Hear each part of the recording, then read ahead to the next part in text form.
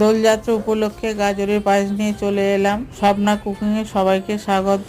Half cup Gobindobhog চাল আর 10টা কাজু একটু জলে ভিজিয়ে দিলাম। 4টে গাজর ছোলে ভালো করে গ্রেট করে নিলাম। একটা প্যান বসালাম, 1 লিটার দুধ দিয়ে দিলাম, দিয়ে ভালো করে ফোটাতে লাগলাম। ফোটানো হয়ে গেছে, একটা প্যান বসালাম, 2 চামচ ঘি দিলাম, দিয়ে গ্রেট করা গাজরটা দিয়ে দিলাম। ওটা ভালো করে নাড়তে থাকবো।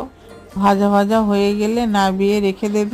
এবার ওই কাজু আর গোবিন্দভোগ চালটা দুধ দিয়ে পিষে নেব। ওটা পেষা আমার হয়ে গেছে।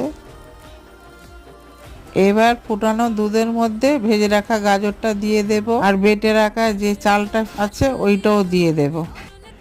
এলাচ থেঁতো করে নেব।